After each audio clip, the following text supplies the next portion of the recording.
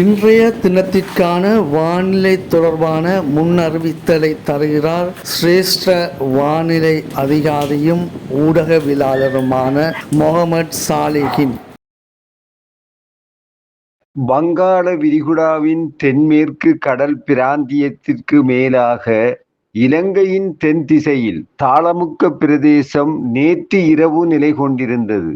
இது அடுத்து வரும் 30 மணித்தியாலங்களில் மேலும் தீவிரமடைந்து தாளமுக்கமாக விருத்தி அடையும். இதன் தாக்கத்தின் காரணமாக அடுத்து வரும் சில தினங்களுக்கு நாடு முழுவதிலும் காற்றும் மழையுடனான வானிலையும் அதிகரித்து காணப்படும். ஆகையினால் வளிமண்டலவியல் திணைக்களத்தினால் வழங்குகின்ற எதிர்கால எதிர்வு கூறல்களை கவனத்திற்கொண்டு செயற்படுமாறு பொதுமக்கள் கேட்டுக்கொள்ளப்படுகின்றனர். நாட்டின் பெரும்பாலான பகுதிகளில் வானம் முகில் சரிந்து காணப்படும்.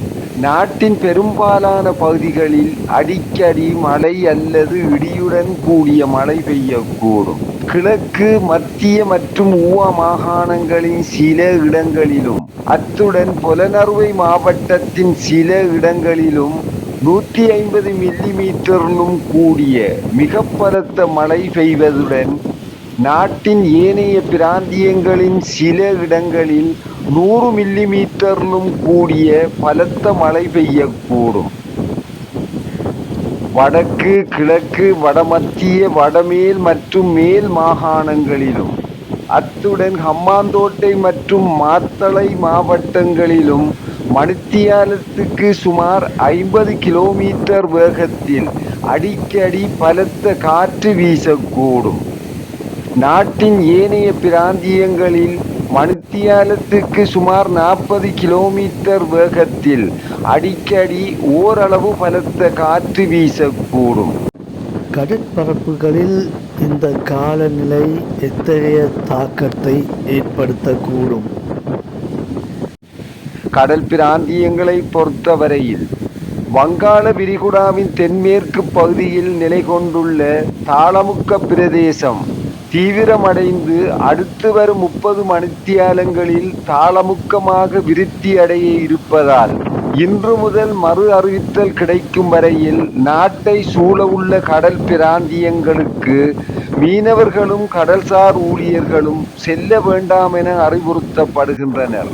நாட்டை சூழவுள்ள கடல் பிராந்தியங்களில் மழை அல்லது இடியுடன் கூடிய மழை பெய்யக்கூடும். சில இடங்களில் மிக பலத்த மழை பெய்யக்கூடும். நாட்டை சூழவுள்ள கடல் பிராந்தியங்களில் மணித்தியாலத்துக்கு 40 முதல் 50 கிலோமீட்டர் வேகத்தில் வடகிழக்கு திசையில் இருந்து வடதிசையை நோக்கி காற்று வீசும்.